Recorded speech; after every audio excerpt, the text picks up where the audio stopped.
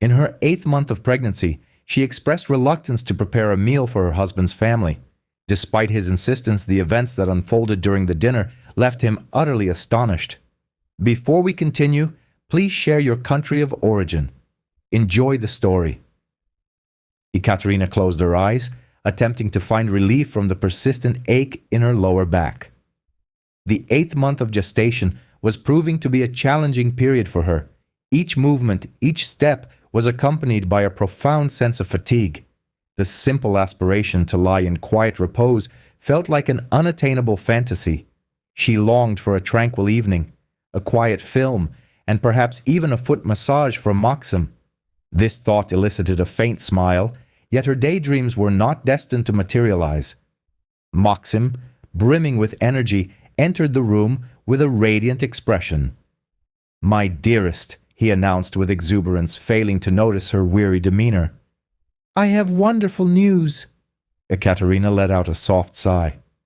"What news could that be?" she inquired, attempting to inject a note of cheerfulness into her voice.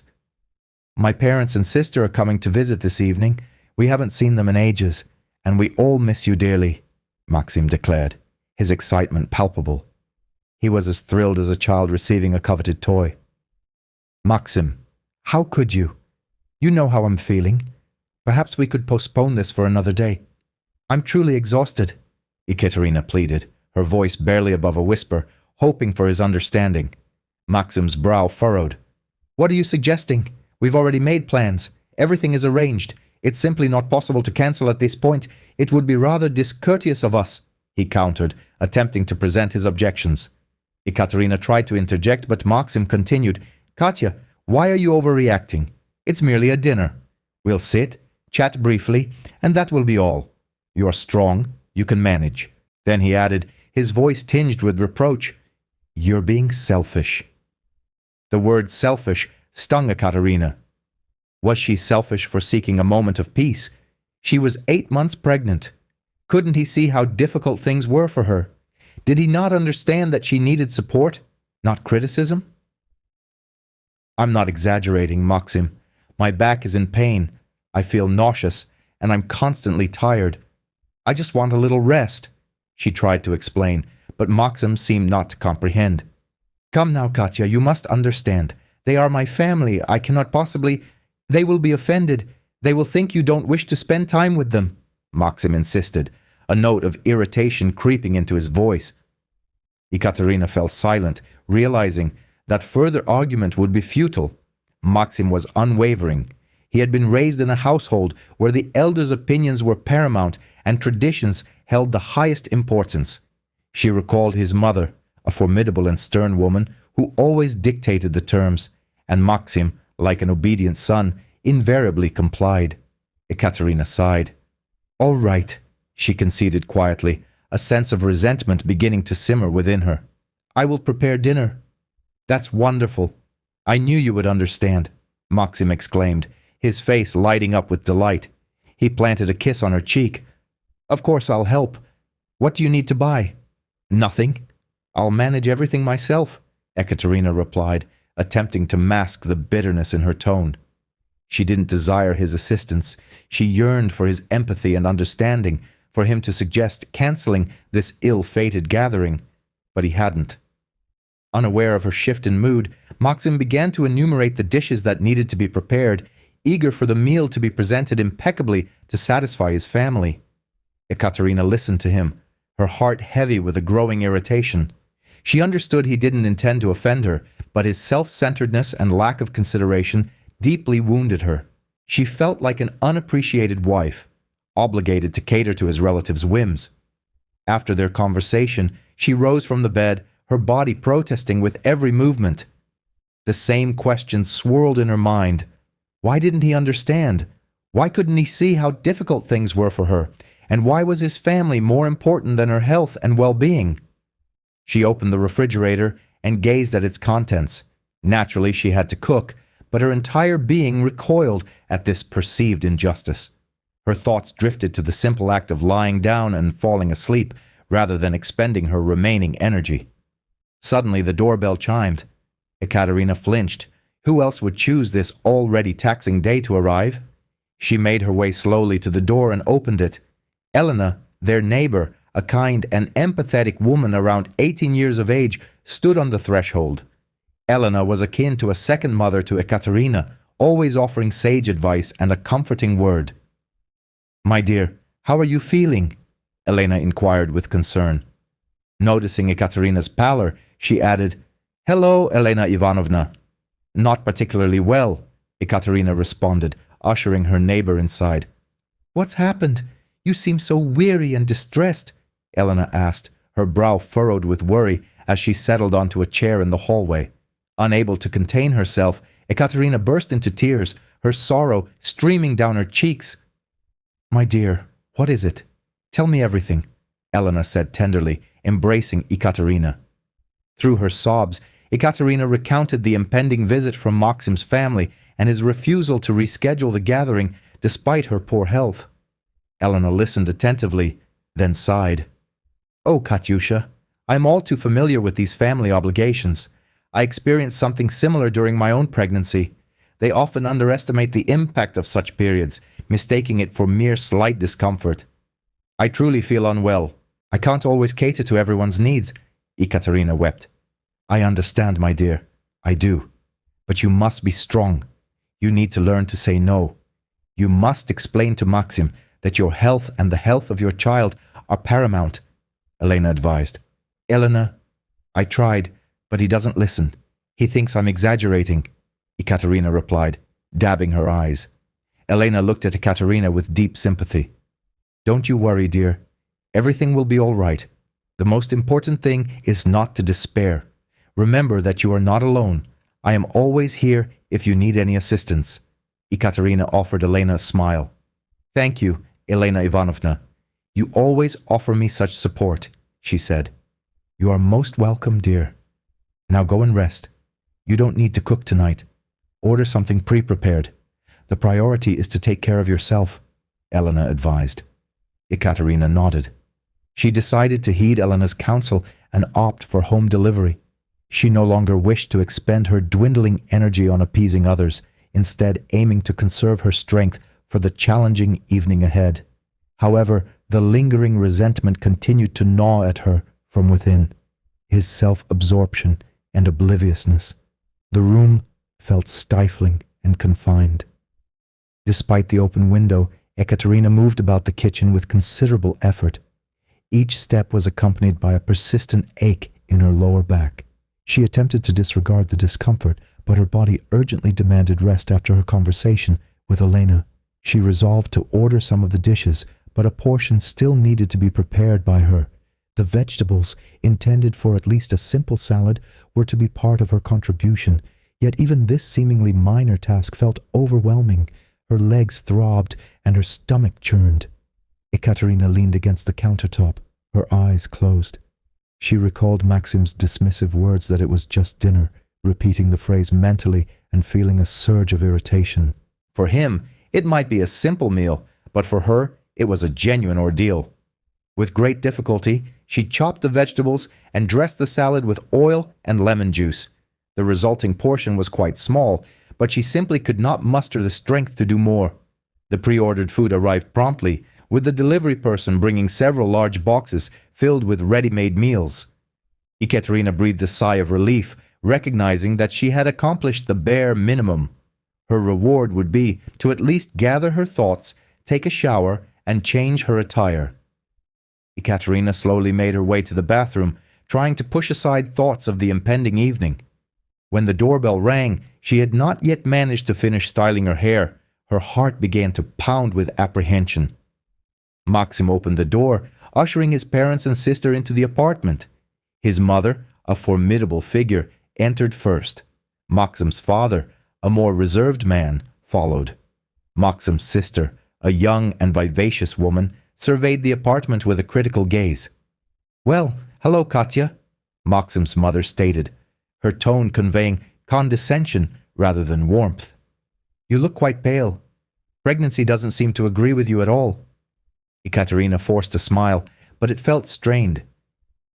"Hello," she replied softly. "Please, come in." The relatives proceeded into the living room, their eyes scanning the surroundings. "Where is the spread?" Maxim's sister inquired, peering towards the kitchen. "I assumed you'd be greeting us with a feast." "The table setting is rather modest," her mother chimed in. "Surely you have the energy to prepare something more substantial. In my day, women in far more challenging circumstances managed to work and run a household." A lump formed in Ekaterina's throat. She attempted to explain her difficulties, but her mother-in-law cut her off. "It's difficult for her, you see," she exclaimed. "And who will attend to her husband and the home? You cannot burden Maxim with everything." Maxim stood nearby, observing the scene silently. Ekaterina hoped he would intervene on her behalf, but he merely offered a sheepish shrug.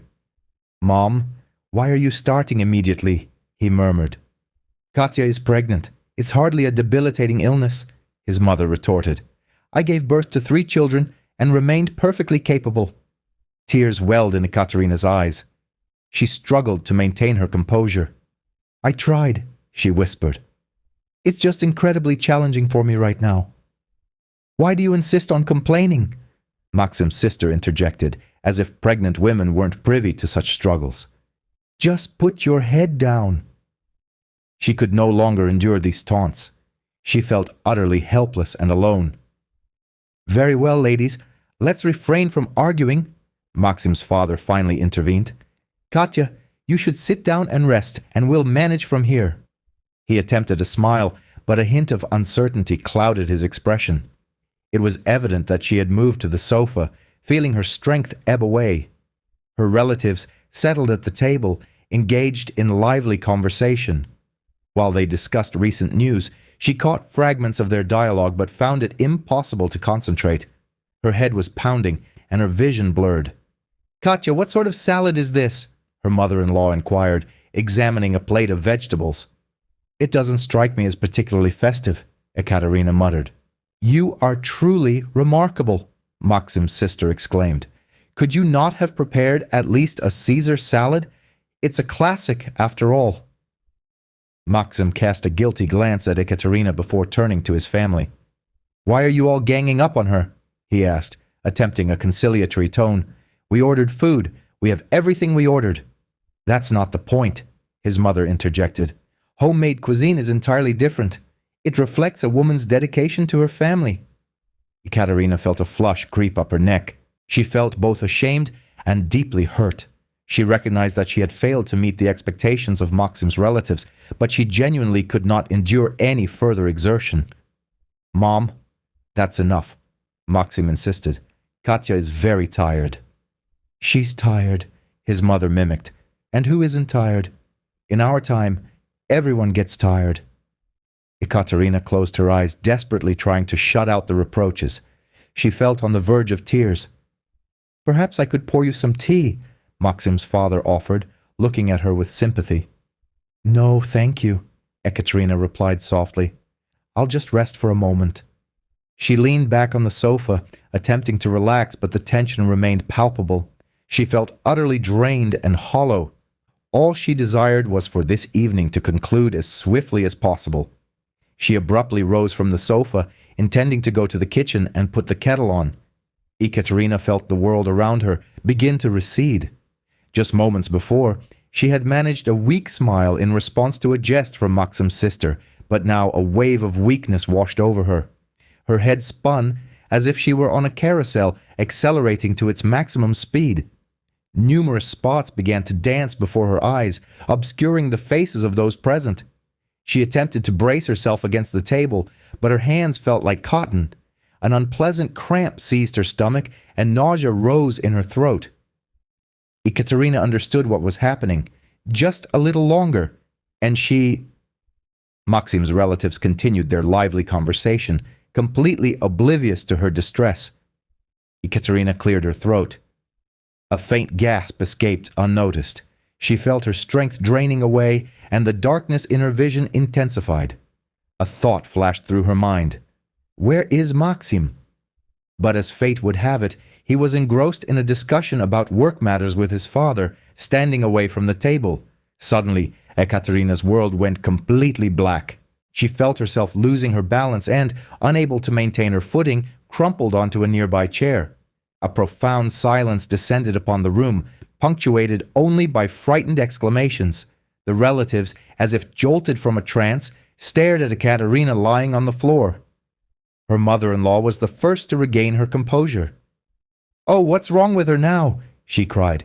"She's faking it again, always seeking attention." Maxim's sister chimed in. "Just like an actress, she only knows how to put on a dramatic performance." Maxim's father, looking bewildered, muttered, "Perhaps she's just feeling a bit faint." Maxim rushed to Ekaterina's side, seeing her unconscious state. His face turned pale as he knelt beside her, his trembling hands attempting to rouse her. "Katya, Katyusha, what's wrong?" he whispered fearfully, gently patting her cheeks, but Ekaterina remained unresponsive. Panic erupted in the room. His mother continued to lament, accusing Ekaterina of all manner of ailments. Maxim's sister, momentarily forgetting her earlier disdain, appeared genuinely frightened by the turn of events. "We need to call an ambulance. Perhaps she's having a seizure," she suggested. Maxim, ignoring everyone, snatched his phone and dialed emergency services with trembling fingers. The dispatcher's voice seemed distant and unreal. His own was filled with dread. "About the situation in the room?" "It's time to call," his mother persisted, standing over Ekaterina, her words dripping with reproach. "See what she's brought herself to," she grumbled. "She couldn't even set the table properly, and this is the result. Now because of her, we have a problem." Maxim, unable to bear it any longer, turned abruptly to his mother. "Mom, please be quiet," he shouted. "Now is not the time for your accusations. The most important thing is that Tjeja and the baby are all right." Yet, this outburst brought him no relief. He felt consumed by guilt and helplessness, realizing that his stubbornness and disregard for Ekaterina's condition had led to this crisis. The ambulance arrived swiftly. The medical professionals, after assessing Ekaterina's condition, immediately began administering first aid. One of the doctors remarked on the severity of the situation. They carefully transferred Ekaterina to a stretcher and carried her out of the apartment. Maxim followed them, as if in a daze, feeling crushed by the weight of his guilt and responsibility. At the hospital's emergency room, Ekaterina was promptly taken for examination. Maxim remained in the corridor, feeling utterly lost and uncertain of how to proceed. His thoughts were entirely consumed by Ekaterina and their unborn child. After some time, a doctor emerged, his expression grave and concerned. "We need to talk," the doctor said, gesturing for Maxim to enter his office. Maxim followed the doctor, his legs feeling heavy, sensing that his fate was about to be decided. An oppressive silence filled the doctor's office. The doctor studied Maxim intently before speaking. "Your wife's condition is stable, but serious. She is suffering from severe fatigue caused by stress and a lack of rest. In her condition, this can lead to significant complications, including premature labor." Maxim listened in silence, his head bowed. Each word struck him like a physical blow. "You must understand," the doctor continued, "that while pregnancy is not an illness, it is a critical period in a woman's life. She requires rest, care, and attention. What happened today is a direct consequence of your neglect of her condition." The doctor paused, allowing Maxim to absorb the gravity of his mistakes. He then added, "If you do not alter your approach towards your wife, you risk losing both her and the child. I hope you grasp the seriousness of this situation." The doctor's words felt like a pronouncement of doom to Maxim. He felt the ground crumble beneath him. He understood that he had nearly committed an irreversible transgression. Looking at the doctor, who responded, "Ensure your wife receives complete rest and shield her from stress. Cancel all social visits, set aside your work, and dedicate all your time to her. Demonstrate that she is cherished and important to you, or the consequences could be dire." Maxim, after thanking the doctor, exited the office. He felt utterly empty. He recognized his selfishness and ignorance, his sole focus on himself, and his desires without any consideration for his wife's feelings and needs. Now he had to rectify his mistakes. He had to prove to Ekaterina that he was worthy of her love and trust. He had to become a true husband and father. Soon, his parents and sister arrived. His mother, as usual, spoke first. "Well, Maxim, what's wrong with Katya? I told you she was rather delicate. Perhaps she shouldn't have been subjected to such a burden." "Mom," Maxim interrupted her abruptly, raising his voice at her for the first time in his life. "Enough. Stop blaming Katya. It's all my fault. I didn't listen to her. I didn't see how unwell she was. I was only thinking about pleasing you." His sister remained silent, her eyes cast down. For the first time in a long while, Maxim detected not condemnation in her gaze, but a flicker of sympathy. Maxim turned away from his family, feeling unable to remain in their presence. He needed solitude to process everything that had transpired. He left the hospital and wandered through the darkened streets, oblivious to the traffic or passers-by. His head throbbed. He had not lost Katya. Returning to the hospital, he quietly entered the corridor and settled onto the same hard chair, awaiting the dawn. He was uncertain of what lay ahead, but he was resolute in his determination to do everything within his power to regain Katya's trust and become a worthy husband and father. He waited until morning. Approaching Katya's room, where she had been moved, he knocked gently on the door. Katya turned her head and saw Maxim standing in the doorway. He stood with his head bowed, like a contrite schoolboy. Katya remained silent, awaiting his words. She looked at him with a cold indifference, trying to decipher her emotions. She still loved him, but the resentment and disappointment were too profound. Maxim took a step forward and stopped by her bedside. He raised his eyes to meet Katya's. "I know you hate me," he said softly, his voice filled with entreaty. "And I understand why. I was an idiot. I don't deserve your forgiveness." Katya remained silent, but Maxim continued, "I promise you, I will fix everything. I vow to be the finest husband and father this world has ever known. I will cherish you and our offspring, dedicating myself to ensuring your happiness. I will undertake every possible action to bring you joy." He paused, awaiting her response. Katya remained speechless, her gaze locked on him. "I understand that mere words are insufficient," Maxim stated, his voice earnest. "I must demonstrate my sincerity through deeds, and I will. I am prepared to wait for as long as it takes until you can trust me once more." With that, he turned and departed the room, leaving Katya in solitary contemplation. Tears welled in her eyes, a mixture of hurt, disappointment, and a flicker of hope. Hope that reconciliation was possible, hope that Maxim had genuinely undergone a transformation. This envisioned future, she knew, would require a concerted effort to earn. Ekaterina's recovery progressed steadily, though gradually. Her physical frailty began to subside, yet a distinct distance persisted in her eyes whenever they met Maxim's. Witnessing her emotional remove, Maxim was consumed by shame, the physician's cautionary words echoing relentlessly in his mind, a stark reminder of his past transgressions. He desperately sought to endear himself to her, to secure her forgiveness, but every attempt met the impenetrable barrier of her quiet reserve. "I will never, ever forgive myself for this," Maxim confessed, his voice thick with remorse. "I was blind, Katya," he implored. "I was so consumed by outdated customs that I failed to perceive your suffering. I was utterly foolish, but I pledge to you I will change. I will become the man you deserve." Upon her discharge from the hospital, Maxim welcomed Katya home with meticulous preparation. He had meticulously cleaned their dwelling, procured a plush rocking chair ideal for nursing, and replenished their refrigerator with her favorite provisions. His every endeavor was geared towards anticipating her needs, enveloping her in a constant embrace of care and attentiveness. Katya observed his devoted efforts and sensed the depth of his sincere regret. Nevertheless, the memory of that evening, when she had collapsed, her distress entirely unnoticed amidst his self-absorption, remained a painful scar. One evening, as Maxim sat beside her, Katya broke the silence. "Maxim," she began, her voice soft but firm, "I want you to know that the pain hasn't entirely faded, but I see your genuine efforts, and I am willing to grant you another opportunity. However, You must comprehend that I will not permit myself to be treated this way again.